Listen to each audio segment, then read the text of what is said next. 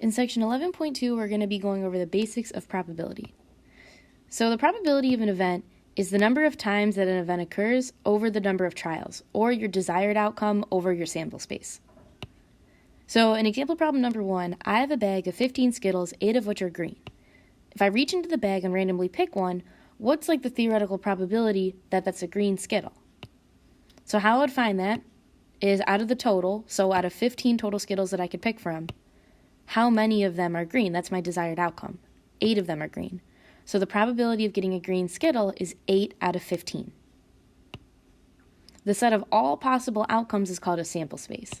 So for example, let's say I'm rolling a 6-sided die. The possible outcomes that I could get, or everything in my sample space, is the numbers 1 through 6, or all the integers 1 through 6. I can't roll an 8, I couldn't roll a 9, I couldn't roll a negative number. I could only roll 1, 2, 3, 4, 5, or 6. So again, that's all of your possible outcomes. That's what a sample space is. So let's find the probability that I roll a 5. To roll a 5, out of 6 possible outcomes, there's one desired outcome, which is rolling a 5. So that probability is 1 over 6. The probability that I roll a sum of 5 on 2 dice rolls, I could roll a 1 and then a 4. I could roll a 2 and then a 3. I could also roll a 4 and then a 1, or a 3 and then a 2. So out of here, since I'm rolling 2 die, 6 times 6, or 36 total possible outcomes, there are 4 desired outcomes that get me to adding up to 5. So my probability of rolling a sum of 5 on 2 die is 1/9, which is the simplified fraction, and that would be good to go. So the next problem that we're going to do is a little bit trickier. It deals with permutations and combinations that we talked about yesterday. Sometimes it's easier to use combinatorics to find theoretical probabilities rather than listing all possible outcomes. So in that last example, it was easy for us to figure out, okay, on 2 dice rolls, how many are going to get us to a sum of 5. But in this next example, it's going to be a lot harder to kind of list out every possible outcome because there's a lot more of them. In example problem number 3, find the theoretical probability of being dealt exactly 2 sevens in a 5-card hand from a standard 52-card deck. Now, just for some background here, just so that we all know what's in a standard deck. Standard deck has 52 cards, 4 suits, heart, spade, diamond, club.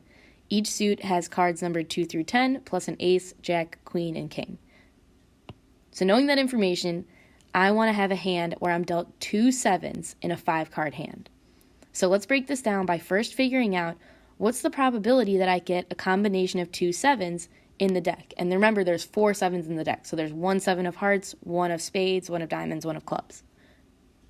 How I would look at that, 4 choose 2. So it's a combination. Why is it a combination? The order does not matter. So to get that situation or my desired outcome, I could pick the 7 of hearts and then the 7 of clubs. I could pick the 7 of diamonds and then the 7 of spades. It doesn't matter the suit. It doesn't matter the order. I just want to get 2 sevens. For the rest of that deck, I want to see what's my chances of getting the rest being non-sevens. So how many combinations of 3 non-sevens from the 48 other cards? And I'm getting that 48 because I'm thinking, okay, there's 52 cards, 4 of them are sevens, so 48 are non-sevens. So out of 48 cards, I'm choosing 3.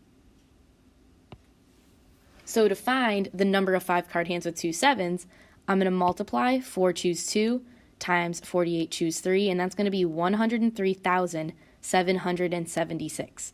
So as you can see here, that would take a long time to list out all 100,000 combinations. So it's going to be easier to use like combinations and stuff like that for a situation like this. So there are 103,776 desired outcomes here. Now we have to take that out of the total outcomes of 5-card hands. That one's a little bit easier. What are the number of possible 5-card hands from a standard deck? I'm doing 52, choose 5. That's going to be that big number there, 2,598,960. So to finally find the probability, I put these together. I take my desired outcomes out of my total possible outcomes. That's going to end up being 0.0399 as a decimal, or I could just round that to a nice 4% estimate.